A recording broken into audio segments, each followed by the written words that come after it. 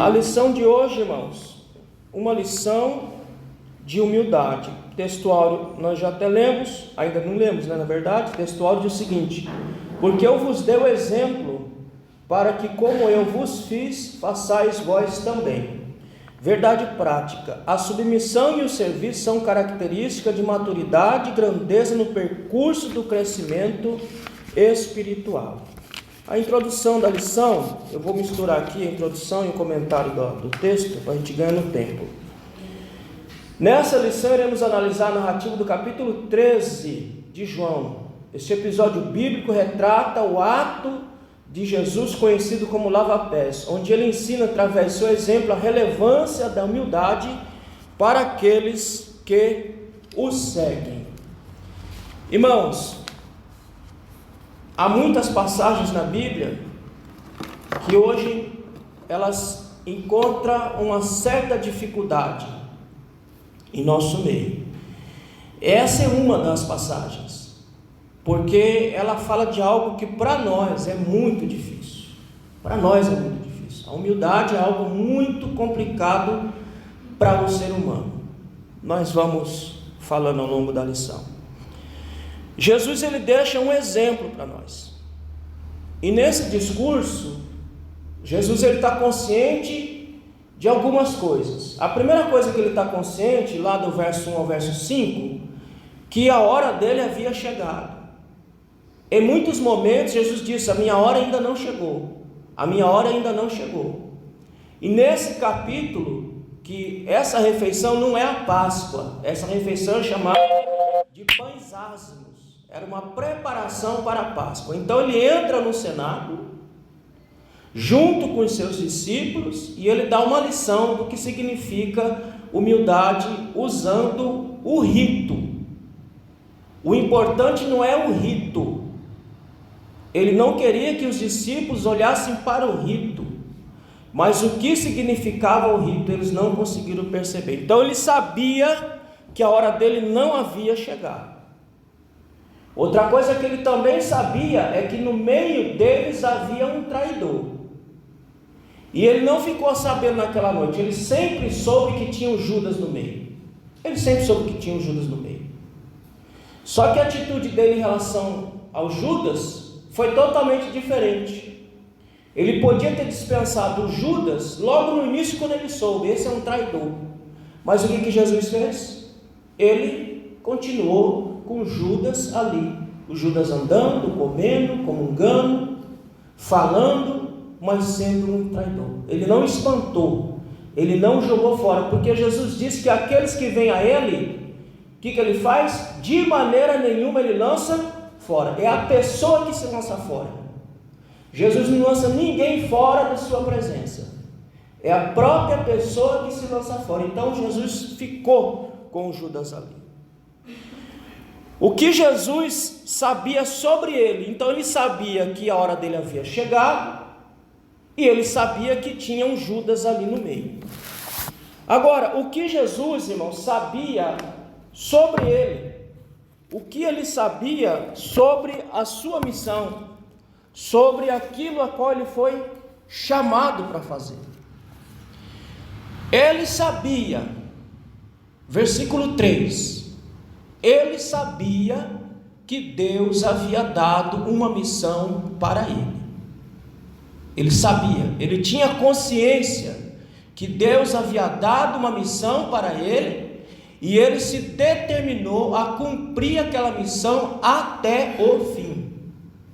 Ele não olhou para as dificuldades, ele não olhou para as circunstâncias, ele não olhou para a situação, mas ele decidiu: se o Pai me deu uma missão, então eu vou cumprir essa missão até o fim. Então isso ele também sabia.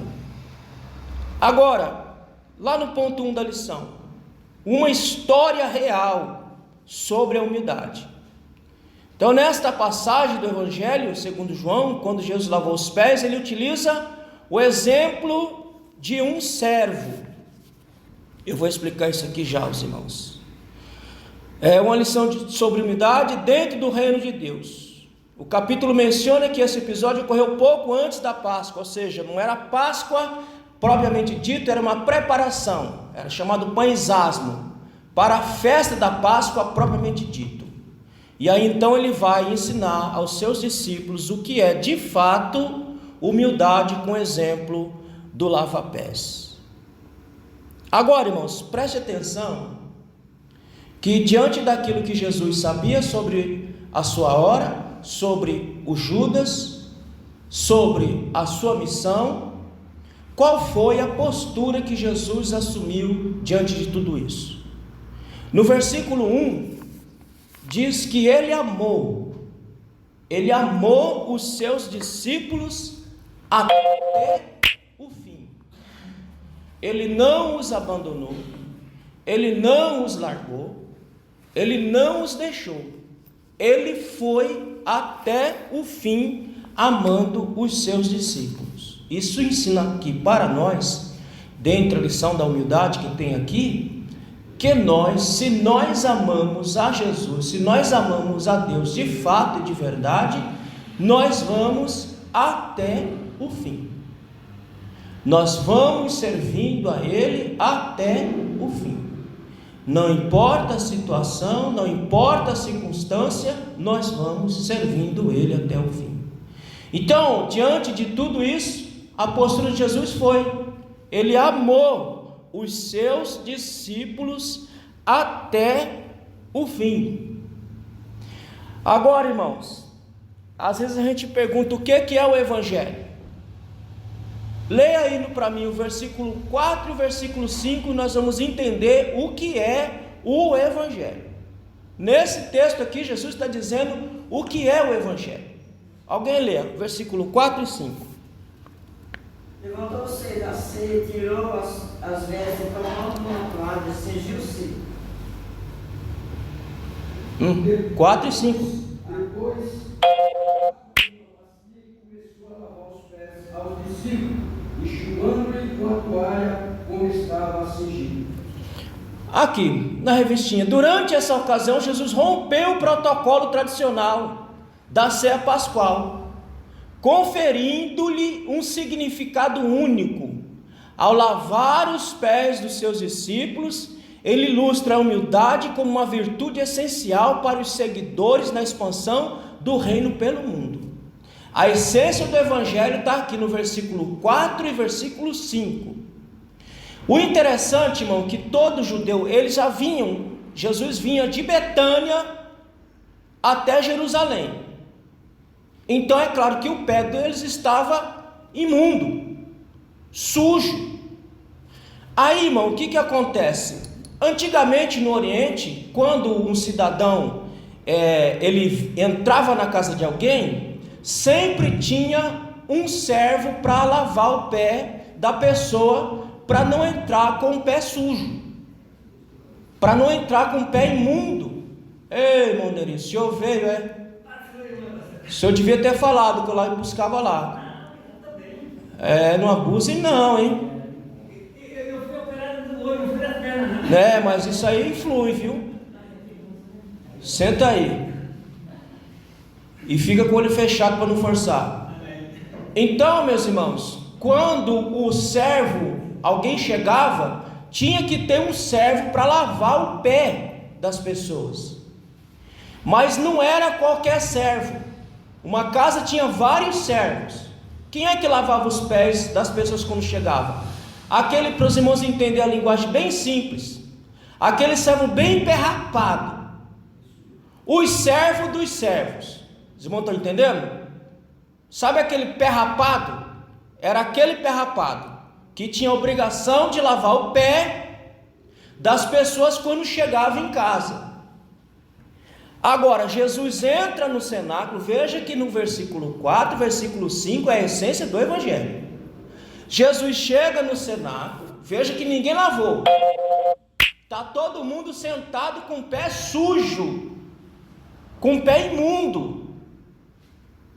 O que diz o texto? Que Jesus estava sentado, ele fez o que? Ele se levantou, pegou a sua veste, amarrou na cintura, as mangas longas do vestido, da sua roupa também, ele amarrou, e como pegou a toalha e a bacia, começou a fazer o quê?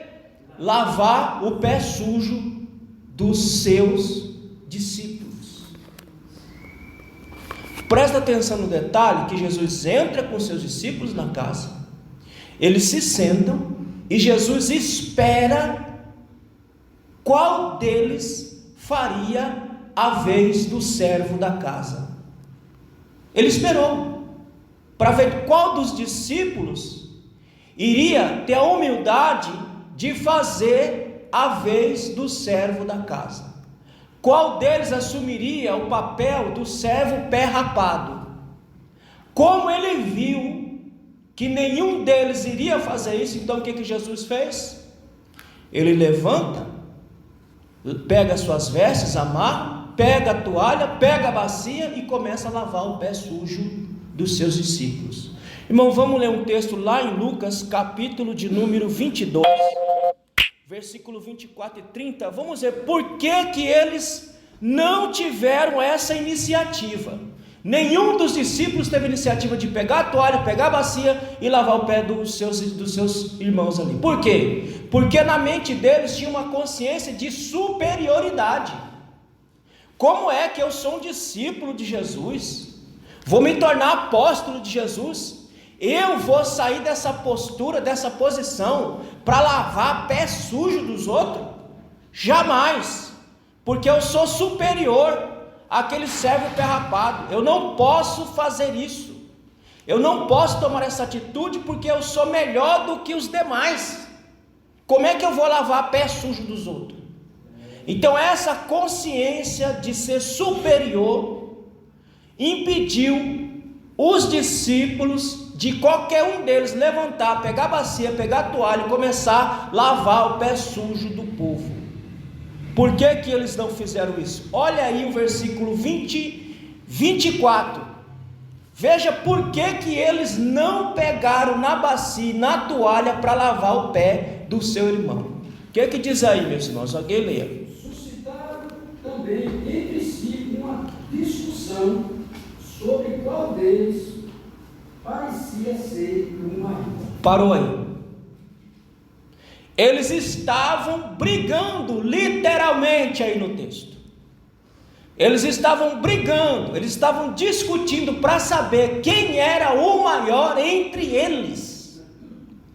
Então, irmão, você acha que uns discípulos com uma mentalidade dessa iria pegar a bacia, iria pegar toalha e começar a lavar pé sujo dos outros? Com essa mentalidade que eles estavam aí, brigando, discutindo para saber quem era o maior. Até a mãe deles aí confundiram as coisas. Olha, meu Senhor, quando o Senhor for lá, que o meu filho sente à tua direita. Então, como é que um discípulo com uma mentalidade dessa, de ser superior, de se achar superior, vai lavar pé de alguém? Não vai. Continua. Olha o restante. Mas Jesus lhe disse: os reis do povo dominam sobre eles, e os que exercem autoridade são chamados benfeitores. Ele está dizendo, olha, no mundo funciona assim. No mundo funciona assim. No mundo, os reis da terra, os homens poderosos, querem serviçais. Mas aí o que ele diz? Verso 26. Mas vós não sois assim. Pelo contrário, o maior entre vós seja como o menor, e aquele que dirigisse seja como quem serve. Ele está dizendo, no reino é diferente. No reino, o maior serve o menor. Foi a atitude que Jesus esperava deles lá no cenáculo. Qual deles se colocaria nesta posição de servo? Qual deles se colocaria nesta posição de lavar pé sujo dos outros? E Jesus diz, olha, o maior servirá o menor. Nós vamos ver aqui na lição daqui a pouco, o diálogo entre Pedro e Jesus, qual era a mentalidade deles. Então jamais eles iriam pegar a bacia, jamais eles iriam pegar a toalha, porque na mentalidade deles eles eram superior, e um superior não lava pé de ninguém. Jesus está dizendo, no mundo funciona assim, mas aqui não é o mundo, aqui é o reino, e no reino o maior serve o menor. Continua a leitura até o 30. Agora 26. Mas vós não sois assim, pelo contrário, maior aquele de vós seja como menor, e aquele que dirigir seja como quem serve. Agora o 27, pois qual é o maior que está à mesa? Ou quem serve? Porventura não é que está à mesa? Pois no meio de vós eu sou como quem a serve. Olha aí, ele diz, olha, eu sou maior aqui, hein? Eu sou maior aqui. Mas isso não impede de eu, sendo o maior, servir o menor. Aí ele está só no discurso. Depois ele vai mostrar, ele vai sair do discurso para a ação. Digo, eu sou o maior, eu estou à mesa. E na mentalidade de quem está à mesa, não vai sair da mesa para lavar pé sujo de ninguém. Na mentalidade de quem está à mesa, o maior vai ficar na mesa, o menor vai lá pegar a bacia, pegar a toalha para lavar o pé do maior. Mas Jesus está dizendo, eu sou o maior, mas o maior, ele serve o menor. Continua. Vós sois os que têm permanecido comigo nas minhas tentações. Continua. Até o 30. Assim como meu Pai me confiou, dele eu vos tenho dos confio. Pronto. Jesus está dizendo, a missão que o Pai confiou a mim, eu estou confiando a vocês, mas primeiro vocês têm que aprender o que é o Evangelho de verdade. Então, Jesus esperou uma atitude deles, irmãos. Ele entrou no cenáculo, sentou e ficou esperando qual deles iria tomar a atitude de se fazer um servo pé rapado para lavar pé sujo dos seus irmãos. E nenhum deles fez isso, porque a mentalidade deles era uma mentalidade de que eles eram superior, e o superior não pode se rebaixar ao inferior. E Jesus diz, o Evangelho é totalmente ao contrário. No Evangelho, o maior é que serve o menor. Amém, meus irmãos? Esse é o Evangelho de Jesus. Voltando lá, aí ao lavar os pés dos seus discípulos, ele ilustra a humildade como uma virtude essencial para os seus seguidores na expansão da igreja pelo mundo. Porque, irmão, só dá para servir o Evangelho se for assim. Não dá para servir no Evangelho se eu pensar que eu sou maior do que vocês. Não dá para servir no Evangelho se eu pensar assim, ó, eu não posso fazer isso, eu não posso fazer aquilo, porque eu sou maior. Não, no Evangelho, o maior vai servir o menor. Segundo ponto, o desenvolvimento da história. No capítulo 13, o mestre tomou uma bacia com água e uma toalha, lavou as pontas, levantou as pontas das suas vestes e atou-as. O que os discípulos deveriam fazer é o que Jesus está fazendo. Ele está se preparando para lavar pé sujo. A cintura, pegou as mangas longas e largas das suas roupas masculinas, típica da época, e amarrou atrás do pescoço. Esse gesto era a forma de cingir-se para realizar um trabalho, permitindo que tivesse as mãos e as pernas livres para realizar a tarefa do ato de lavar os pés. Veja, irmão, olha todo o movimento que Jesus fez. Levanta as vestes, amarra pela cintura, pega as vestes, as mangas longas, amarra para poder ter movimentação, para pegar a bacia, para pegar a toalha e ir em discípulo lavando o pé. Irmão, isto aí o Papa repete até os dias de hoje. Tem lá uma cerimônia do lava-pés. É claro que escolhe uma pessoa, mas antes da pessoa ir lá para lavar o pé, a pessoa já está com o pé limpinho, já viram? O pé da pessoa está limpinho, não tem uma caca entre os dedos. Porque eles têm isso só como um rito. Isso para eles é só um rito. Jesus não está ensinando um rito. Jesus está ensinando a essência do rito, que é você se rebaixar para servir o outro. Então não adianta, por exemplo, como algumas igrejas também faz, eu pegar uma bacia aqui, escolher um irmão, digo, irmão, você lava teu pé bem lavado, mete um negócio para não ficar um cheiro podre no meu nariz, que eu vou fazer o rito do lava-pé.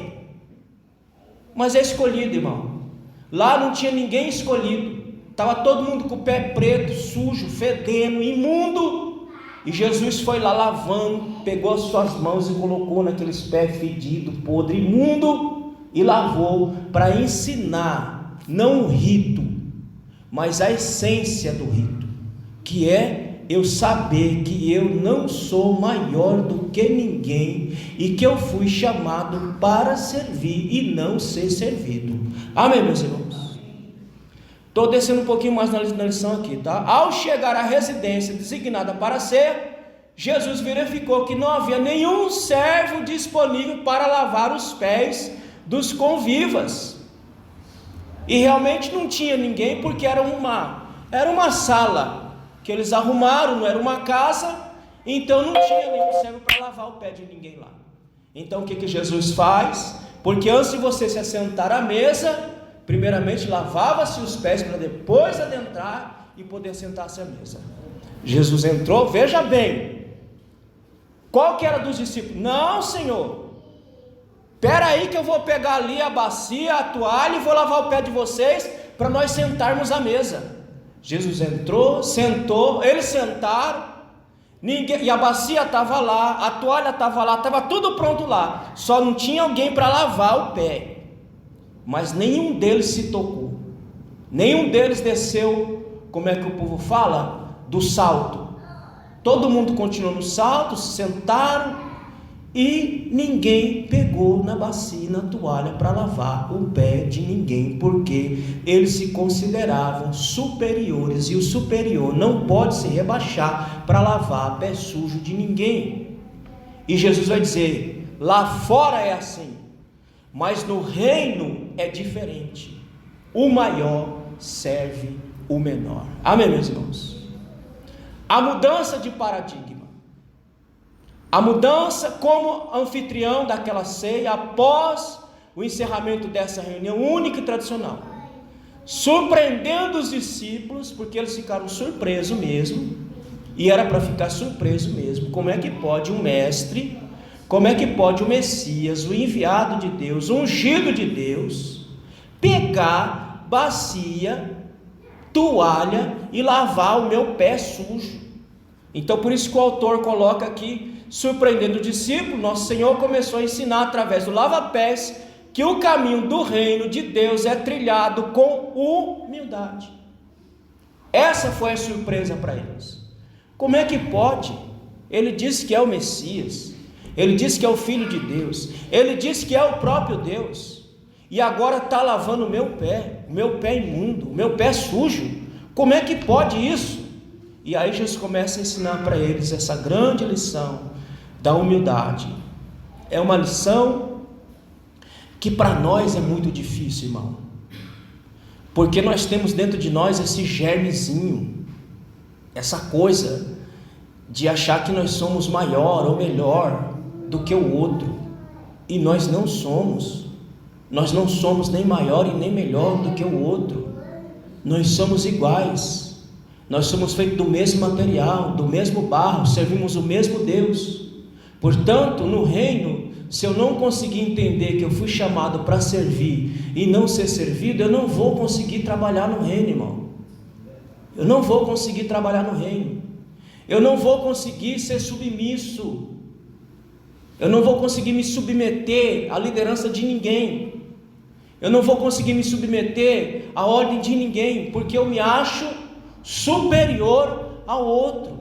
E Jesus está dizendo: ninguém é superior a ninguém. Veja que nós lemos o versículo que eles estavam fazendo o quê? Brigando para saber quem é o maior. E a mãe pedindo: lá no teu reino, coloca o meu filho do teu lado. Porque ninguém entendeu que o reino não funciona com a lógica humana. Esse é o problema nosso, irmão. A gente quer viver o evangelho com a lógica humana. Lá no mundo é assim. Lá no mundo o maior é servido pelo menor.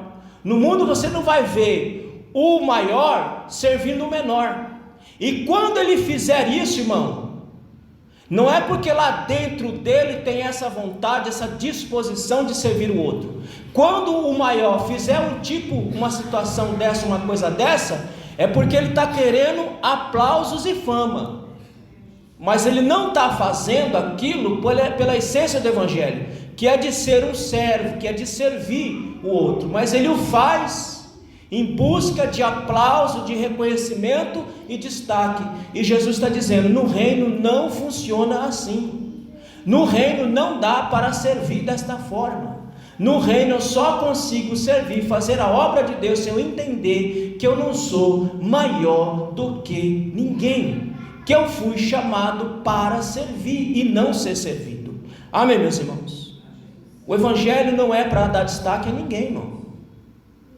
Olha como que a lógica está mudada hoje.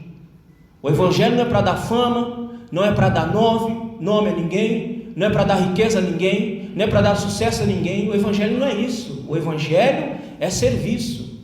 Jesus está dizendo, o evangelho é serviço. Evangelho não é fama, evangelho não é aplauso, evangelho não é holofote, evangelho é serviço. E para você servir, você tem que descer do pedestal, porque se você não descer, você não consegue servir. Por que nós trabalhamos? Porque nós precisamos. Mas nós trabalhamos porque nós precisamos do dinheiro. Chega lá o teu patrão e diz, eu não vou te pagar mais não, tu vai trabalhar de graça. O que tu vai dizer? Hoje eu não estou aqui para trabalhar de graça para ninguém. E está certo, porque quem trabalha tem que ser pago. Isso lá fora. No reino não funciona assim. No reino eu trabalho sem esperar nada em troca. No reino eu trabalho sem esperar recompensa. No reino eu trabalho por amor a Deus e por amor à obra. Mas veja que Deus é tão bom, tão misericordioso, que Ele diz que aquele que trabalha para o reino, Ele ainda paga, Ele ainda abençoa, Ele ainda dá presente para aqueles que se dispõem a trabalhar no reino com essa consciência, que eu fui chamado para servir e somente servir. Então ele mostrou que a humildade representa a verdadeira grandeza espiritual do seguidor do evangelho. Irmão, quem que é grande? O grande no evangelho é aquele que serve. O grande no evangelho não é aquele que é servido. O grande no evangelho é aquele que serve os seus irmãos. Amém, meus irmãos? Olha só, Jesus sendo o soberano do universo, Ele pega a toalha, sendo o rei dos reis, Ele inclina-se. Irmão, quem é que tem que inclinar para quem? Pela lógica humana, o rei e o súdito, é o súdito que se inclina para o rei. Mas Jesus, veja bem a lição, irmão. Mas Jesus sendo o soberano, Jesus sendo o rei, Jesus sendo o Senhor dos senhores, Ele pega a bacia e se inclina para lavar pé sujo, meus irmãos. Isso não entra na cabeça do mundo de jeito nenhum, de maneira nenhuma. Mas Jesus está dizendo, entre vocês não será assim. E eu vou mostrar para vocês como é que se faz no reino. Ele sendo tudo isso, Ele se inclina para lavar o pé dos seus discípulos, para mostrar que o grande dentro do reino é aquele que serve, não é aquele que é servido. Aquele que é servido, ele não é grande dentro do reino, mas aquele que serve, aquele que se humilha, esse é grande dentro do reino do Senhor. Amém, meus irmãos? Jesus mostra com este rito externo o que de fato está dentro da alma. O que tinha dentro da alma dos discípulos? Grandeza, superioridade, soberba, orgulho. É por isso que eles não pegaram a bacia, é por isso que eles não pegaram a toalha, porque dentro da alma deles estava corrompido, estava podre pela ideia de que era superior, de que era maior, de que era melhor. E Jesus mostra, não é a importância do rito, mas o que tem lá dentro da alma de cada um de nós. Irmão, quando você serve ao Senhor e serve a igreja do Senhor, você está mostrando o que tem dentro de você, o que tem dentro da tua alma, o que governa a sua alma, o amor a Deus, o amor à obra e o amor ao povo de Deus. Porque só quem tem isso dentro, irmão, vai se inclinar para o outro. Só quem tem essa humildade dentro dele vai se inclinar para o outro. Porque aquele que não tem isso não consegue se inclinar. Ele quer que as pessoas se inclinem para ele e o adorem a ele e digam: você é o maior, você é o melhor. Não é assim que nós estamos vendo dentro do evangelho hoje? Vocês soubem que agora tem prêmio, né? Tem prêmio para o melhor evangélico do ano. Sei lá como é que eles chamam esse diabo. Tem prêmio. Agora tem prêmio para os destaques do evangelho. É o Oscar do evangelho. Mas não é para o que serve, não. É só para aquele que está no holofote. É só para aquele que tem fama. É só para aquele que é aplaudido. Olha como é que está a lógica hoje. A lógica do evangelho. Hoje estão premiando as pessoas, premiando o pregador, premiando o cantor, premiando o pastor. O nosso prêmio é servir. O nosso prêmio é não ser visto. O que foi que João falou? Que eu diminua e o Senhor apareça. Essa é a lógica do evangelho. Que eu diminua, que eu desapareça completamente e o Senhor apareça. Essa é a lógica do evangelho. Mas nós estamos, alguns setores do evangelho estão tão descambados que hoje estão premiando as pessoas. O nosso prêmio, irmão, é a nossa coroa da vida. Esse é o nosso prêmio. O nosso prêmio não é aplauso, não é dinheiro, não é fama, não é nada. O nosso prêmio é alcançarmos a coroa da vida. E para alcançar a coroa da vida, Jesus vai dizer: tem que seguir o meu exemplo, porque se não seguir o meu exemplo, não vai alcançar o prêmio máximo, que é entrar na eternidade. Amém, meus irmãos? É evidente nesse episódio que o cristianismo só se tornará eficaz e alcançará o propósito do reino se os valores ensinados pelo mestre forem realmente praticados pelos seus seguidores. É o que o autor está dizendo, e é o que a Bíblia diz. O evangelho só vai se tornar verdadeiro, irmão, se a pregação que nós fazemos, ela for aquilo que nós vivemos. Palavras sem ação não tem significado real. Palavras sem ação não tem significado real. A palavra só tem significado real quando ela se torna ação na minha vida. É o que Jesus está dizendo. No evangelho tem que ter ação. É aquilo que Paulo diz: me mostra, aquilo que Tiago diz: me mostra a tua fé pelas tuas obras. Porque a fé sem obras é morta. E aqui não é salvação pelas obras, aqui é uma realidade. Tanto Tiago quanto Paulo estão dizendo que se eu tenho fé, verdadeiramente fé em Deus, a palavra que Ele colocou dentro de mim, ela vai virar ação efetiva. E é isso que faz a diferença dentro do evangelho. Eu falei a vocês, continuo falando, o mundo não quer ouvir mais, irmãos. O mundo já ouviu demais, e toda hora está ouvindo. O que o mundo quer? O mundo quer ouvir as palavras em ação na nossa vida. Não adianta ficar falando.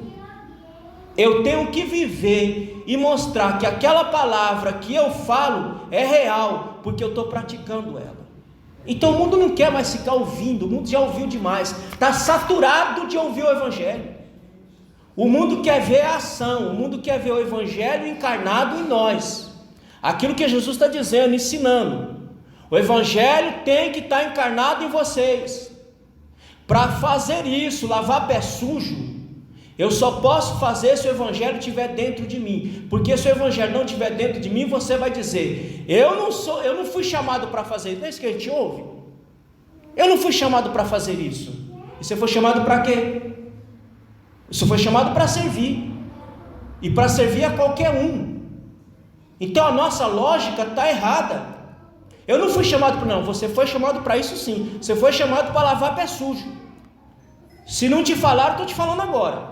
Você foi chamado para lavar pé sujo. E se você não conseguir fazer isso, a gente vai ler uma parte interessante aqui do texto, você não alcança a real felicidade, irmão. Se você não lavar pé sujo, e quando eu digo pé sujo, eu estou falando metaforicamente. Eu estou dizendo o seguinte: se você não for humilde, se você não entender que você não é maior, que você é menor, que você foi chamado para servir, você não encontra a real felicidade nessa vida. Nós vamos chegar lá. Aonde que eu parei aqui? Entre esses valores destaca-se a humildade genuína, interiorizada nos corações do discípulo. Jesus viu, a minha palavra não está dentro deles ainda. Porque se minha palavra estivesse dentro deles, um deles, ou todos eles iriam brigar para lavar o pé um do outro. Você vê como que a coisa é. Lá no capítulo 22, eles estão brigando para saber quem é o maior. Mas se a palavra do evangelho estivesse lá dentro, eles iriam brigar para servir. Não, pode deixar comigo. Não, deixa comigo. Aí a briga seria o contrário. A briga seria para servir e não ser servido. Mas a briga deles era para ser servido e não servir. Quem de nós aqui é o maior? E diz o texto, não sei o que estou falando, diz o texto, que a discussão foi grande ali. A briga foi grande ali. E aí Jesus ficou olhando, observando e disse: olha, pode parar que eu vou ensinar para vocês quem é o maior nessa história toda. Vamos ler Mateus 11, 29, meus irmãos. Alguém abra aí. Mateus capítulo 11, versículo 29.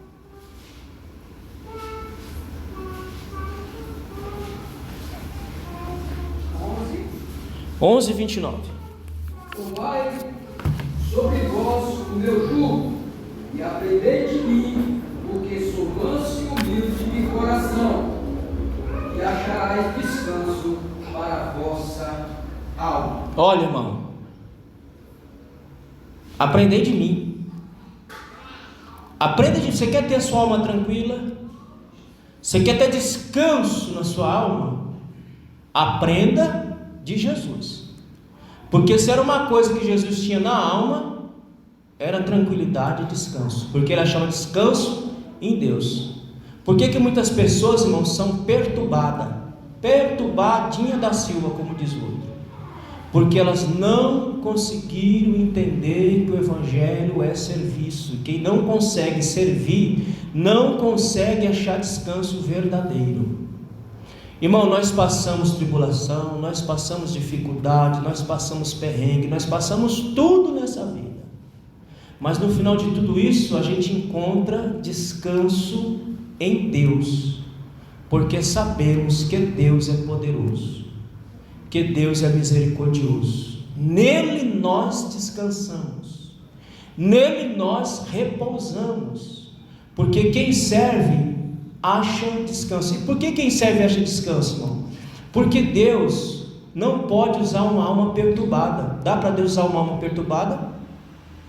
Então quando você está servindo a Deus, a tua alma está achando descanso, porque Deus precisa de uma alma tranquila, apaziguada, para servir a Ele, para a glória dEle. Uma alma perturbada, uma alma sem Deus na vida, não consegue servir a Deus, porque ele está perturbado, e o perturbado não consegue servir. Mas aquele que entendeu que o evangelho é serviço, esse acha descanso, porque Deus precisa de alguém que tenha descanso na alma, paz na alma, para poder servir a Ele, meus irmãos. Olha como é que é a lógica do evangelho. A lógica do mundo, descanso é o quê? Descanso é descanso, descanso é a ausência de tudo. Descanso é a ausência de dificuldade, de problema, de tudo. Essa é a lógica do mundo. A lógica do evangelho não é essa. A lógica do evangelho é você ter problema, dificuldade, situações difíceis, mas você continua servindo, continua trabalhando, e você acha descanso para continuar servindo, mesmo debaixo de paulada. Amém, meus irmãos? Essa é a lógica do evangelho, que não é nos ensinada. Nos ensina que descanso é descanso. Descanso é descanso. Não pode ter nada, não pode ter perturbação, nada. Não, descanso no reino é: eu estou debaixo de paulada, mas eu estou servindo ao Senhor, e o Senhor está apaziguando a minha alma para continuar servindo, porque Ele precisa de uma alma sadia para servir a Ele. Amém, meus irmãos? Por isso Ele diz: quem segue o meu exemplo acha descanso. Irmãos, vocês acham que foi fácil para Jesus fazer tudo o que Ele fez? Não. Passar tudo o que Ele passou, e Ele foi até o fim. Por quê? Porque Ele estava servindo ao Senhor, estava servindo aos outros, e Deus estava dando descanso na alma dele, para que ele pudesse cumprir a missão que Deus havia confiado, irmão. Isso aqui não é dizer que você não vai ter problema, não. Você vai ter dificuldade, só que tem um detalhe: você vai continuar servindo, e servindo com paz na alma, porque Deus precisa de você com paz na alma para continuar servindo, mesmo com problemas e dificuldade na vida. Amém, meus irmãos? Então aprenda: você quer ter descanso na alma, tranquilidade na alma, vá servir ao Senhor. Vá fazer a obra de Deus. Enquanto você serve, Deus trabalha por você, Deus peleja por você. É isso que diz a palavra de Deus. Amém, meus irmãos? Mas até hoje, pastor Luiz, o Senhor Jesus, ele luta com esse problema, quebrar os paradigmas dos ministérios. Mas tem que quebrar de cada um de nós. De cada um de nós. Agora, se a dificuldade tem, por quê?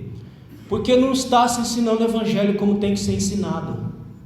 Porque se o evangelho fosse ensinado como tem que ser ensinado, a igreja muda, o povo muda e faz a obra de Deus com descanso. Aqui só pode fazer isso quem entende que não somos grandes, mas servos de Deus a serviço dos outros. O soberbo não sabe o que é isso, e quando faz isso, faz em busca de aplausos, como eu já expliquei. Então, no evangelho, meu irmão, você tem que entender que você é o menor e não o maior. É isso que Jesus ensina para nós. Ponto 2. A humildade implica autoconhecimento. Conhecer da própria natureza. Jesus tinha plena consciência de quem era e entendia o seu papel e sua relevância como Senhor e Mestre. Irmão, é isso que nós precisamos ter. Eu preciso ter consciência de quem eu sou. Eu preciso ter consciência para que eu fui chamado, para eu fazer a obra de Deus. Então Jesus tinha plena consciência que Ele era Mestre, Senhor, Remidor do mundo. E essa consciência o fez trabalhar para Deus. Porque, irmão, se eu não tiver essa consciência, para que eu fui chamado? Para que eu sirvo no reino? Eu não consigo servir. Eu fico atirando para todo lado. Quando você tem essa consciência de chamado, essa consciência de vocação, você começa a trabalhar dentro do reino, cumprindo aquilo que você foi chamado para fazer. Então Jesus tinha consciência do seu papel. Olha o que diz o autor.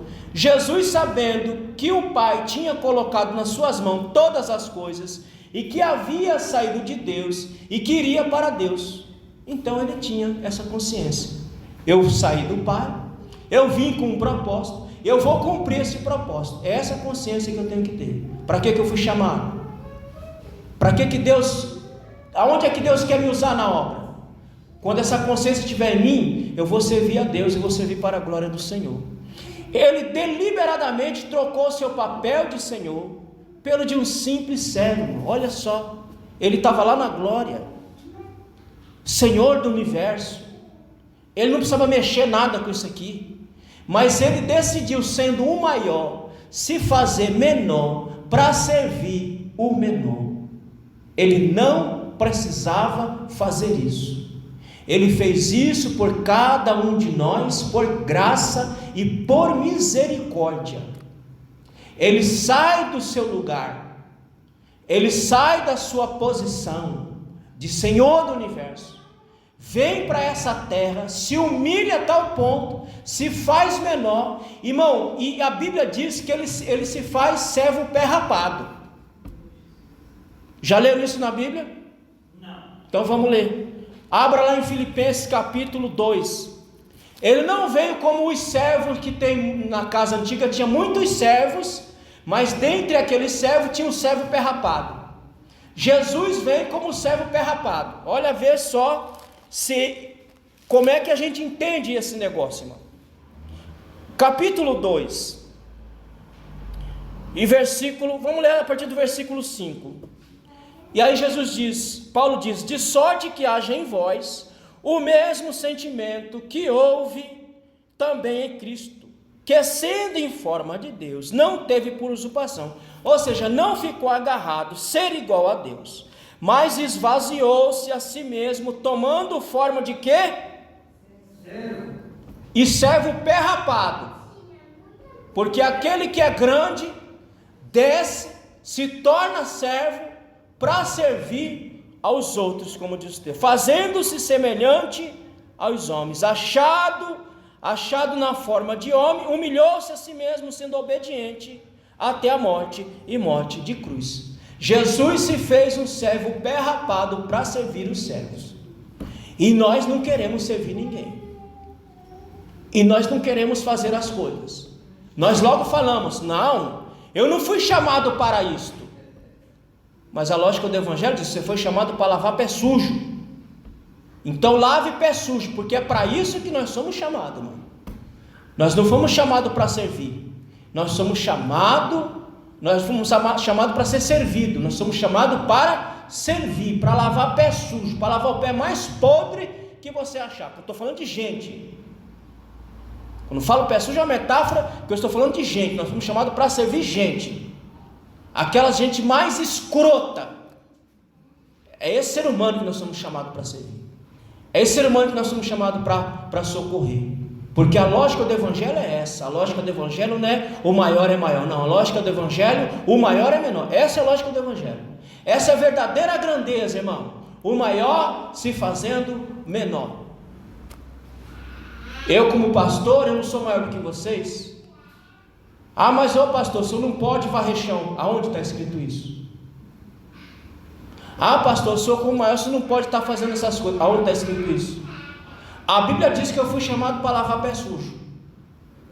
Então eu tenho que lavar pé sujo. Eu tenho que fazer a obra de Deus. Não posso dizer: não, eu não fui chamado para isso. Não, eu fui chamado exatamente para isso. Eu fui chamado para lavar pé sujo. O pé mais podre que tiver, é esse aí que eu fui chamado para fazer a obra de Deus. Amém, meus irmãos? Essa linguagem é simbólica, né, pastor? É simbólica, eu estou falando de gente. Sim, porque essa lavagem dos pés aí que Jesus fez, não foi para limpar os pés. Não, ele está ensinando uma lição. Qual é a lição? Humildade. O que é ser humilde? Então, quando eu falo pé sujo, estou falando de obra. Aonde que eu parei aí, meus irmãos? Eu esqueci agora. Já achei, já me achei aqui. Dessa forma é essencial que conheçamos a nossa natureza. Devido ao pecado temos dificuldade de nos submeter aos outros e nos humilhar. Isso está dentro de nós, irmãos. Isso aqui é todos nós, tá? Todos nós somos assim. Nós temos dificuldade de submeter. Nós temos dificuldade de acatar, de estar debaixo de ordem de. Mas o Evangelho nos ensina que nós não somos nada, que nós somos lavadores de pé sujo. É isso que nós somos. Ele sendo o rei, ele sendo o que ele é, ele lavou o pé sujo. Quem dirá nós, que somos somente servos? Repare que a Bíblia só nos chama de servo. Ela não nos chama, não, grande servo, não. Ela chama a gente só de servo, porque nós somos chamados só para servir. Amém, meus irmãos? E aí, terminando o último ponto aqui, eu vos dei o exemplo, diz lá no versículo 15. Eu estou dando um exemplo que vocês não entenderam ainda, porque nem dando exemplo estavam entendendo. Eu digo, eu dei um exemplo a vocês. Isso é tanto fato que eles não entenderam, que ele faz um diálogo entre ele e Pedro. Aí começa a conversar entre ele e Pedro. A partir do versículo 6 até o versículo 11, Jesus começa a conversar com Pedro. E o que Pedro mostra para nós nessa conversa? Primeiro, a sua perplexidade. Versículo 6. Como pode? O Senhor é o mestre, o Senhor é o Messias. Como é que o Senhor se rebaixa dessa natureza? Era assim que Pedro estava querendo dizer. Como é que o Senhor se rebaixa desse tipo? Como é que o Senhor vai lavar meu pé sujo? Não, meu pé o Senhor não vai lavar não, porque não pode uma coisa dessa. O Senhor não pode fazer isso. Ele não fala isso, né? Ele só diz que Jesus não pode fazer isso, mas ele não diz, deixa que eu faça. Irmão, qual que era a atitude de Pedro? Pedro ficou só na palavra, por isso que eu falo, palavra sem ação não é nada. Qual que era a atitude de Pedro? Quando Jesus pegou a bacia, pegou a toalha, baixou para lavar o pé sujo dele, ele disse, não, Senhor, sente aqui, que quem vai lavar o seu pé sou eu. Mas Pedro continuou sentadão lá, vendo o Senhor do universo, lavando o pé dele, ele só ficou perplexo. Como é que pode, Senhor? O Senhor não pode fazer isso. Deixa que outro faça, mas o Senhor não pode. Veja que Pedro não estava entendendo o que Jesus estava querendo mostrar. O equívoco de Pedro se dá por... Olha só, irmão, olha só uma coisa, presta atenção nisso aqui. Por que Pedro ficou espantado com a ação de Jesus? Por quê? Primeiro, muito amor sem conhecimento. Pedro até tinha amor, mas não tinha conhecimento. Muito sentimento sem discernimento. Então Pedro tinha muito amor, mas não tinha conhecimento. Muito sentimento, mas não tinha discernimento. Amor sem conhecimento e sentimento sem discernimento gera falta de compreensão da realidade divina. Então, irmão, amor sem conhecimento, sentimento sem discernimento, não leva a pessoa a compreender as realidades divinas. Pedro não estava compreendendo a lição que Jesus estava passando, porque o amor dele era um amor sem conhecimento, o sentimento dele era um sentimento sem discernimento. Eu preciso ter amor com conhecimento, sentimento com discernimento, para eu entender as realidades divinas. Os irmãos me entenderam aqui, meus irmãos? Amém. Não adianta você dizer, eu amo, mas eu não conheço nada. Eu tenho muito sentimento, mas não tenho discernimento de nada. Isso não adianta. Isso vai gerar em você essa falta de compreender as realidades divinas. É a situação de muitos irmãos. Tem muitos irmãos que você fala, mas eu não consigo entender, porque é amor sem conhecimento e sentimento sem discernimento. A pessoa não consegue entender as realidades divinas. Mas essa palavra, pastor Luiz, ela é tão espiritual que Jesus falou para Pedro: se eu não te lavar, você não tem parte comigo. Nós vamos entender isso aí já. E Jesus falou para ele isso, e depois o próprio Jesus falou, e quando Pedro falou, lava a minha cabeça também, ele falou: você já está limpo pela palavra. Nós vamos entender isso aí já também. Então, amor sem conhecimento é nada, e sentimento sem discernimento também continua sendo nada. Segundo ponto dessa conversa, versículos 7 e 8, mostra como Pedro não compreendia a realidade divina, porque ele só conseguia enxergar a ação do lava-pé, mas ele não conseguiu enxergar a lição espiritual, aquilo que o Moneri acabou de falar, a lição espiritual que Jesus estava passando. Muitas vezes os irmãos aqui, alguns irmãos não conseguem entender, por exemplo, a Santa Ceia. Ele toma por um rito, mas ele não consegue entender, compreender a realidade espiritual daquilo ali. Não é importante o rito, o importante é compreender a realidade que o rito traz. E Pedro não estava entendendo essa realidade do lava-pé. Ele achava que era só um rito, mas ali tinha uma lição espiritual que Pedro não estava conseguindo entender. Terceiro, uma coisa interessante é que na mente de Pedro havia uma incompatibilidade entre aquilo que Jesus era e aquilo que ele estava fazendo. Ou seja, o Senhor sendo mestre, o Senhor não pode lavar o pé. O Senhor sendo mestre, alguém tem que lavar o seu pé. O interessante é que ninguém disse que ele lavou o pé de Jesus. Eu acho que ele ficou com o pé sujo a noite toda, porque ele lavou o pé de todo mundo, mas João não disse. Mas no final, fulano foi lá e lavou o pé de Jesus. Eu acho que ele ficou com o pé sujo a ceia toda, ou ele mesmo teve que fazer o trabalho de limpar o próprio pé. Por quê? Porque na mente de Pedro havia uma incompatibilidade entre aquilo que ele era e aquilo que ele estava fazendo, mas não tinha incompatibilidade nenhuma.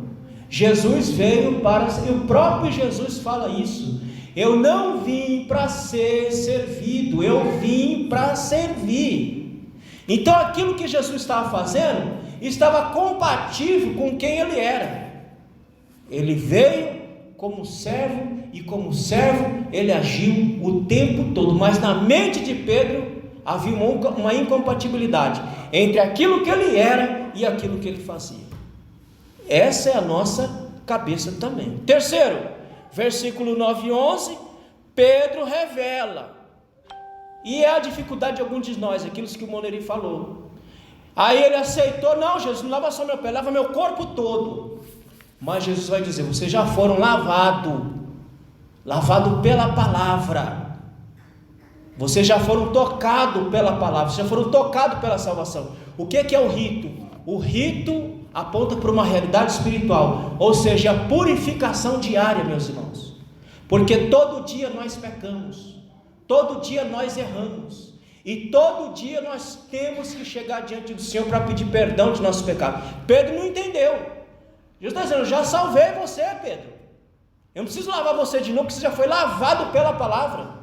Isto aqui é algo que você tem que fazer cotidianamente, a sua purificação diária, a sua santificação diária, é para essa realidade que aponta. Por isso que ele falou: você já está limpo pela palavra, você só precisa se manter limpo. Essa é a dificuldade, irmão. Ele nos limpa. O que nós temos que fazer? Nos manter limpo. Deixa de tomar banho uma semana, para ver quem vai chegar perto de você. Só os urubu e cachorro que gostam de carniça, mas os demais, deixa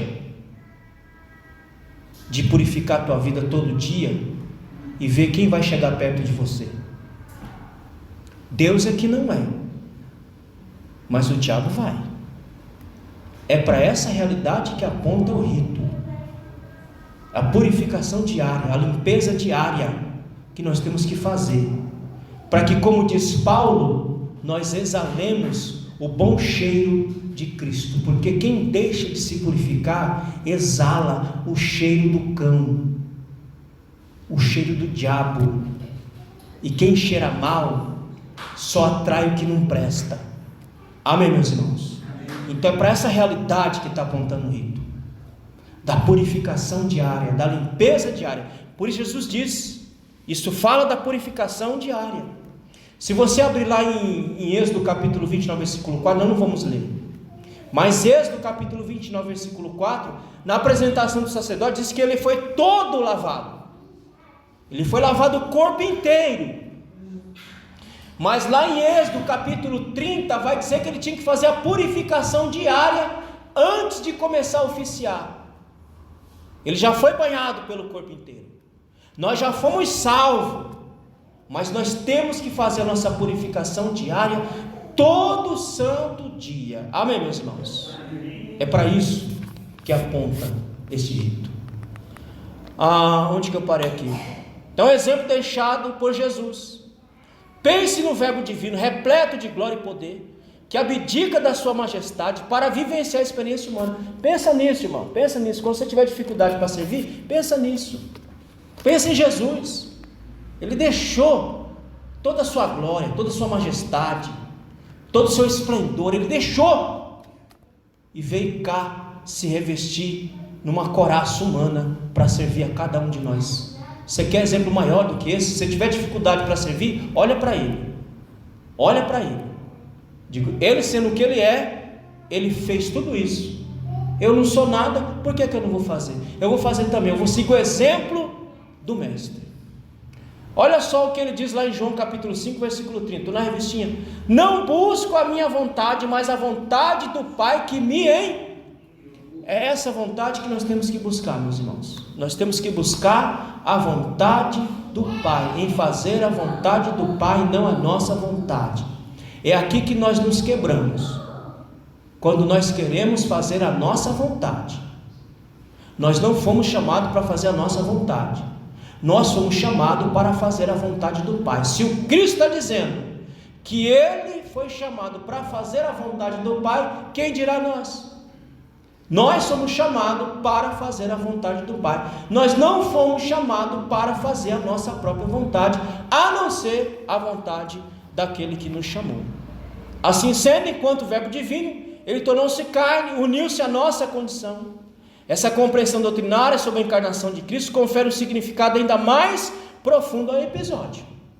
Então, quando você pensa em quem Jesus era, o que ele fez, esse capítulo 13 ele ganha mais sentido ainda para nós.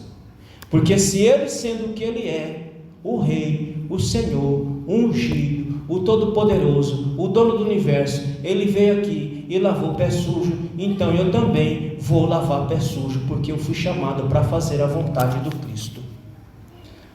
Aonde estava o Deus encarnado? Lavando os pés de pessoas comuns. Ele veio, irmão, e ele não foi para um palácio.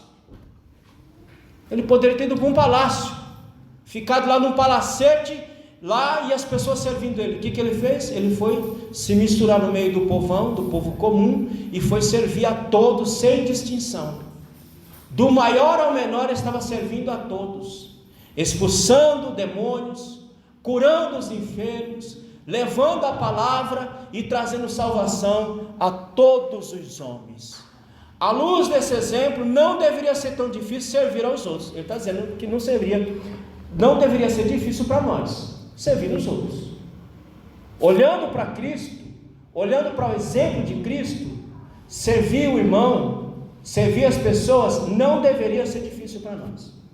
Mas infelizmente é difícil para nós. Por quê? Porque nós não olhamos para Ele. Nós olhamos para qualquer outra coisa. Porque se nós começarmos a olhar só Ele, ver o que Ele era, o que Ele fez, nós não vamos ter dificuldade para servir ninguém.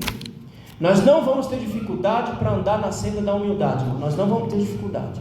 Mas para isso eu tenho que olhar somente para Ele. É por isso que o autor coloca aqui que nós temos dificuldade de submeter. Ele coloca à luz desse exemplo, não deveria ser difícil servir aos outros ou submeter-nos à liderança dos nossos irmãos. Desviar nossa própria vontade em favor da vontade divina. Deveria ser algo natural. Ou seja, querer deixar de fazer a nossa vontade para fazer a vontade de Deus. Isso deveria ser para nós uma facilidade, mas é uma dificuldade para nós. Nós queremos o quê? A nossa vontade. Nós queremos o quê? Que a nossa vontade prevaleça, que a nossa vontade impere. Mas se nós olhássemos para o exemplo dele, seria muito fácil para nós submeter uns aos outros, como diz até o próprio Paulo. Mas como ele fez, pastor Luiz, não tem homens nenhum nessa terra que faria a vontade do Pai, como Jesus Cristo fez. Sofrer naquele madeiro para pagar o pecado do... Mas a ordem é para fazer.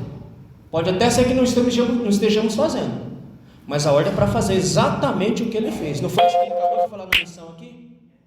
Eu deixo exemplo a vocês, versículo 15, capítulo 13, eu estou deixando exemplo para vocês, faça igual. Por que nós não queremos fazer igual? Porque nós não queremos nos rebaixar ao tanto que ele se rebaixou, é só por isso. Mas ele diz, é para fazer igual. E só vai entrar na glória, irmão, quem fizer igual, porque quem não fizer igual, vai ficar por aí, vai ficar para o segundo tempo. Então, é para fazer igual, é para fazer igual ao Cristo fez. Se torna difícil para nós, porque nós não queremos nos rebaixar, como Jesus se rebaixou. Mas não morrer na cruz. Não estou falando disso aí, estou falando de seguir o exemplo de servo. Morrer na cruz só ele pode. Eu estou falando agora de seguir o exemplo de servo, todos nós temos. E tem mais, se precisar morrer, não para salvar ninguém, mas se precisar morrer em prol da obra, morra. Não é o que os nossos irmãos missionários fazem todo santo dia? E os apóstolos também. Não fizeram isso? Eles estão seguindo o exemplo de quem? O exemplo dos reis? Não, estão seguindo o exemplo do Cristo. Cristo não veio e morreu por nós? E há pessoas que estão morrendo para pregar o Evangelho, porque elas entenderam que o Evangelho é serviço. Elas entenderam que o Evangelho não é para ser servido, Evangelho é serviço. Então elas entenderam esta realidade, e por isso que elas estão servindo e dando a própria vida para continuar servindo ao Mestre. Amém, meus irmãos? Então, aí olha, no finalzinho do ponto, ele vai citar Filipenses capítulo 5, que a gente já até leu. Que haja em vós o mesmo sentimento que houve em Cristo Jesus. Qual é o sentimento dele? O sentimento era um sentimento de servo serviçal. Que haja em nós o mesmo sentimento de servir, de ser serviçal, e não buscar ser servido. Terceiro ponto, o maior no reino de Deus. Cadê aqui? O nosso Senhor percebia que existiam momentos em que os seus discípulos se preocupavam com quem seria considerado o maior. Nós já lemos essa historinha, e Jesus vai dizer que o maior no reino de Deus não é o maior. O maior no reino de Deus é aquele que se faz menor, é aquele que serve os outros, é aquele que lava pé. Esse é o maior. Contudo, ele, sendo Deus e não reivindicando igual a Deus, ensinava aos discípulos qual deveria ser o verdadeiro espírito entre eles, especialmente a sua partida. O reino de Deus prevalece sempre a ideia: o primeiro serve o último. É assim que funciona. Não, irmão, eu estou aqui há 30 anos, eu estou aqui há 300, você acha que eu vou me rebaixar? Tem irmão que fala assim, irmão. Você acha que eu vou me rebaixar a esse tipo de serviço, a esse tipo de coisa? Não entendeu o Evangelho, não entendeu o Evangelho. O maior serve o menor. Essa é a lição do Evangelho, essa é a essência do Evangelho. O maior serve o menor. Mas tem pessoas que dizem: você acha que eu vou me rebaixar a isso?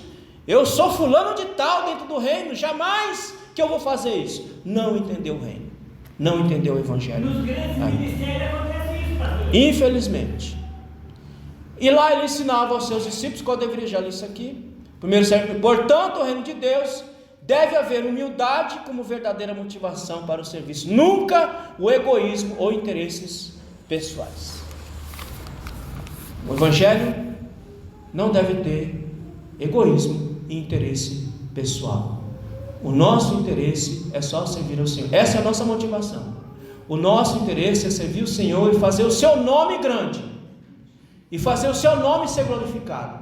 E que eu desapareça feito pó, e ele apareça e o nome dele seja glorificado. Humildade versus tentação. Uma competição silenciosa que nós já lemos, que eles estavam brigando entre si para saber quem era o maior. Jesus estava ciente de que entre os seus discípulos existia uma competição que nós já lemos.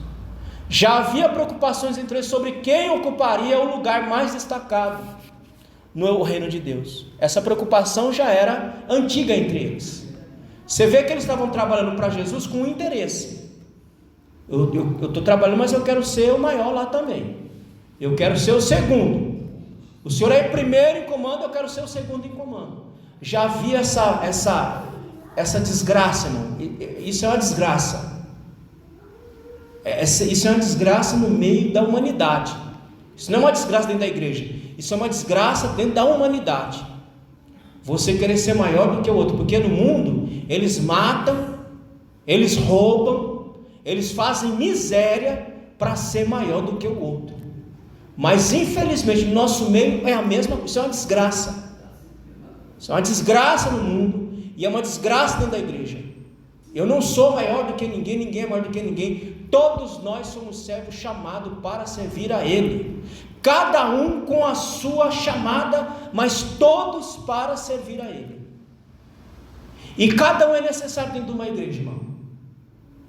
O pastor não faz tudo sozinho. O pastor que pensa que faz tudo sozinho é louco. Ele perdeu o juízo. É por isso que a igreja é composta de membros, para fazer o todo, cada um fazendo a sua parte para o bom andamento da obra do Senhor. Amém, meus irmãos? Nós precisamos um do outro.